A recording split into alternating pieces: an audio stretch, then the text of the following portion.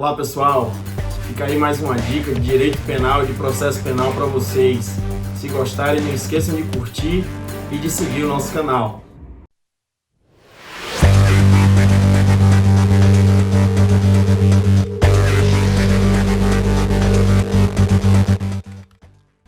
Olá pessoal, boa noite.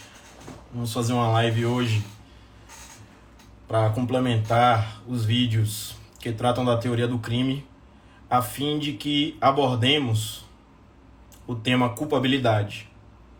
A culpabilidade é um juízo de reprovação que recai sobre o autor de um evento delitivo. No início dessa série de vídeos de revisão sobre a teoria do crime, nós falamos que o crime, sob o ponto de vista de seu conceito analítico, é um fato típico, antijurídico, praticado por um agente culpável.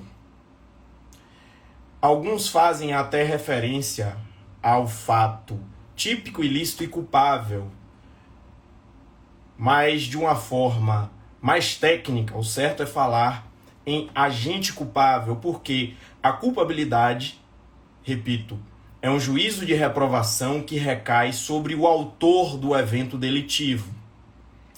Cumpre sinalizar que, para a teoria bipartida do delito, a culpabilidade não integra efetivamente o crime, figurando, no entanto, como um pressuposto da punição. Mas nós adotamos, para fins de realizar esta revisão, a teoria tripartida do delito, que é a teoria majoritariamente adotada no Brasil, para a qual o crime é um fato típico, ilícito, praticado por um agente culpável. Os elementos que integram a culpabilidade variam de acordo com diversas teorias que foram construídas ao longo da história para tratar desta temática. Inicialmente, quando a teoria do crime tem o seu nascedouro, ou no momento em que a teoria do crime tem o seu grande avanço, surge a teoria psicológica da culpabilidade. A teoria psicológica da culpabilidade entende que este elemento do crime é integrado por imputabilidade, dolo ou culpa, e ainda,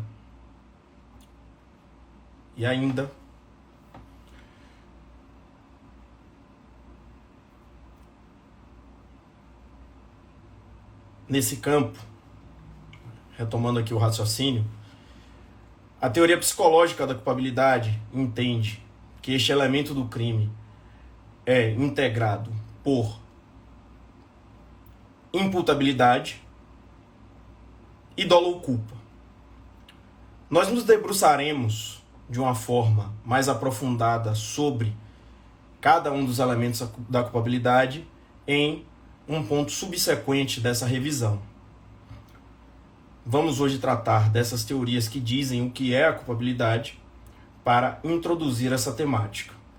Ultrapassada a teoria psicológica da culpabilidade, que encara a culpabilidade exatamente como um juízo de reprovação do crime, tendo por referência a psique do indivíduo que o pratica, por isso, teoria psicológica da culpabilidade, ela se ocupa, portanto, de elementos do crime, todos que estariam no campo da mente do indivíduo, e é por isso que dolo ou culpa, que hoje, de acordo com o que se entende, pela maioria, integram o fato típico. Nós vimos isso nos primeiros vídeos e nas primeiras revisões. O pessoal que não viu pode encontrar isso no IGTV. Então, essa primeira teoria, a lógica dela, é exatamente a de avaliar tudo que integraria a mente do criminoso no campo da culpabilidade. Em um segundo momento, surge a teoria normativa da culpabilidade, para a qual deve ser examinado no âmbito da culpabilidade, deve ser examinada a relação entre o indivíduo e o ordenamento.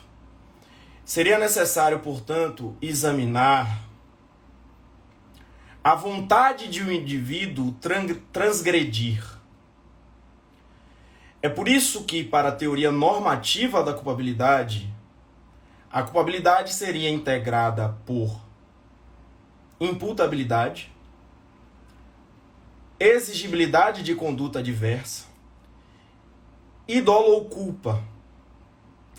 Há, portanto, uma preocupação com a valoração do ordenamento sobre o comportamento do indivíduo.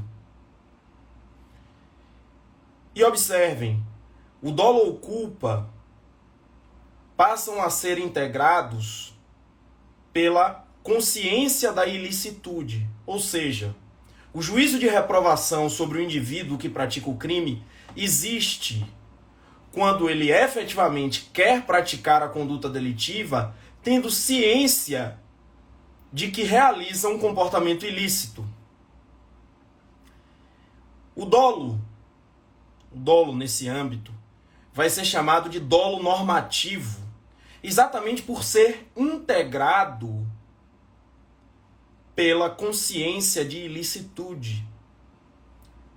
O dolo diferirá, para essa teoria, do chamado dolo natural.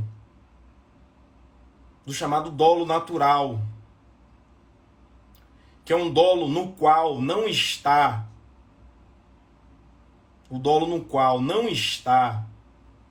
presente a consciência da ilicitude.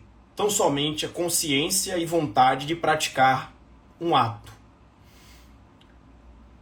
Após a teoria normativa, surge a teoria normativa pura da culpabilidade. A teoria normativa pura da culpabilidade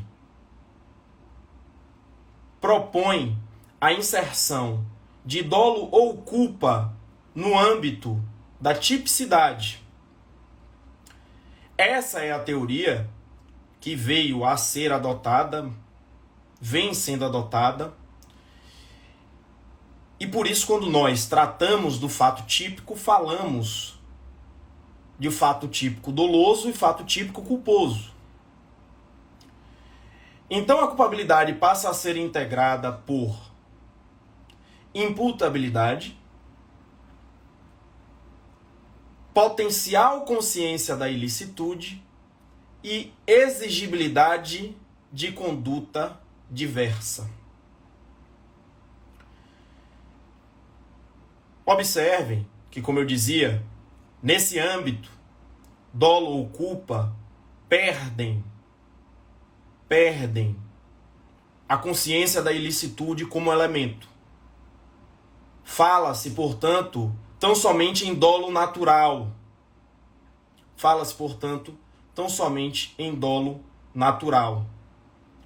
A teoria normativa pura se subdivide em teoria normativa pura estrita e teoria normativa pura limitada.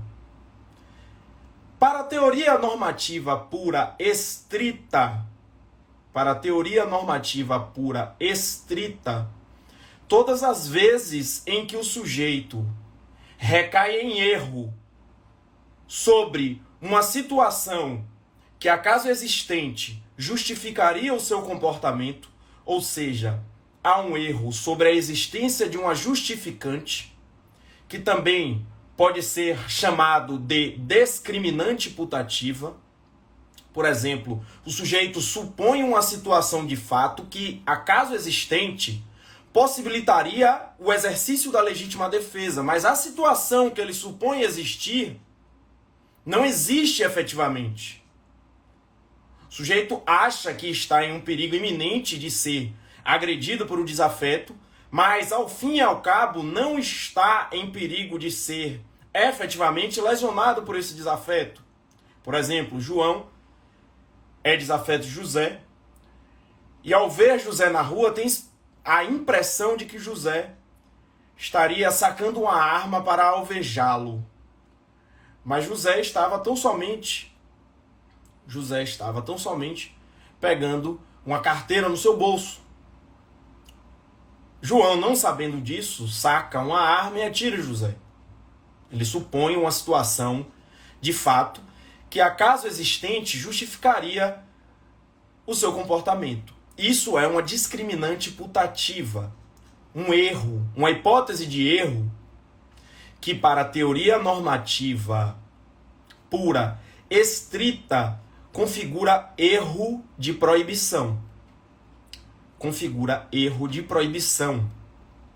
Para a teoria normativa pura, estrita, todas as hipóteses de discriminantes putativas configuram erro de proibição. Para a teoria normativa pura, limitada, no entanto, a discriminante putativa poderá consubstanciar erro de tipo ou erro de proibição. Eu fiz uma postagem, inclusive, em resposta a uma dúvida sobre teoria do erro, na qual eu detalho exatamente as diferenças entre essas hipóteses de erro. Dando sequência à nossa breve revisão sobre culpabilidade, vale salientar que parte da doutrina subdivide a culpabilidade em culpabilidade formal e culpabilidade material. É interessante dominar esses conceitos porque muitas vezes esses conceitos são cobrados em prova.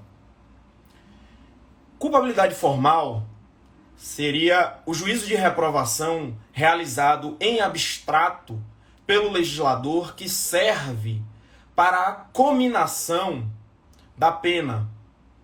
Quando o legislador cria o crime e positiva a sua sanção respectiva, faria, para aqueles que subdividem a culpabilidade em formal e material, um juízo de reprovação em abstrato sobre o comportamento. No outro giro, para quem faz essa distinção, culpabilidade material seria ou adviria de um juízo de reprovação formulado pelo magistrado a fim de aplicar a pena em concreto, a pena correlacionada ao caso concreto. Vale dizer, essa distinção interessa para eventualmente responder a uma prova muito mais até do que do ponto de vista acadêmico. Por que eu digo isso? Porque se nós pensarmos na estrutura da culpabilidade enquanto um elemento do conceito analítico de crime, perceberemos que todos os seus elementos são orientados a uma análise em concreto. Vejam, a imputabilidade só pode ser examinada derredor de um sujeito concreto. Apenas para que aqueles que porventura não tenham contato, não tenham tido contato ainda com a matéria, saibam, a imputabilidade decorre da maioridade, pode ser afastada eventualmente nas situações em que, por enfermidade mental, o sujeito não é capaz de entender o caráter ilícito de seu comportamento ou de agir de acordo com esse entendimento. Em outras situações, nós vamos aprofundar posteriormente, mas vejam que todos esses elementos que integram a imputabilidade precisam ser examinados em concreto.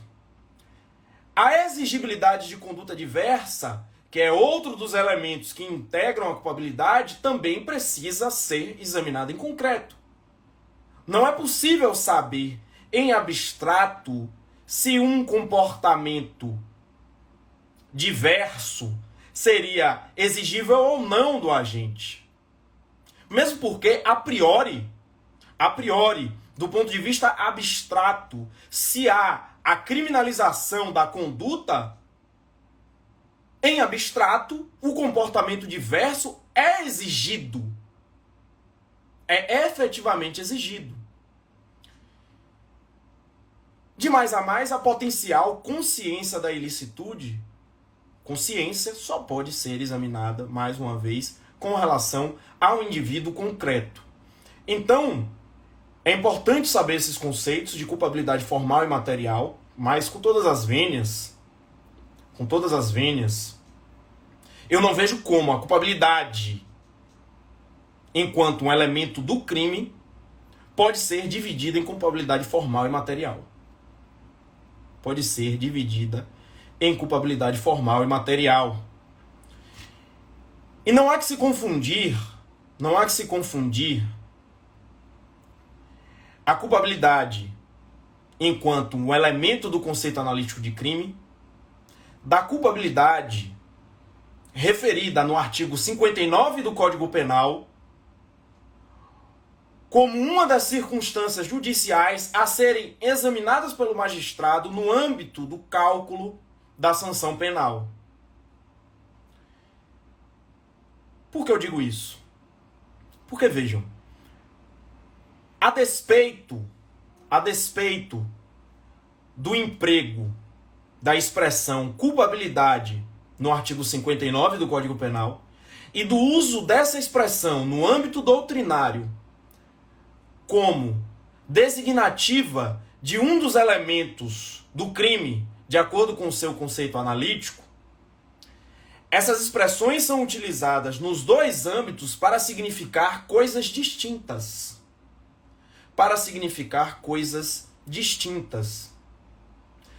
A mera presença da culpabilidade não é suficiente para incrementar uma sanção penal. Muito pelo contrário, a presença da culpabilidade é necessária para que se diga que houve um crime e para que haja, eventualmente, uma condenação. A culpabilidade, como os demais elementos do crime, precisa estar presente para que se diga, um crime ocorreu. E sem que haja um crime, não há sanção penal. Então não se pode confundir algo que pré-existe à sanção penal como um elemento a ser examinado, no âmbito do cômputo da sanção penal.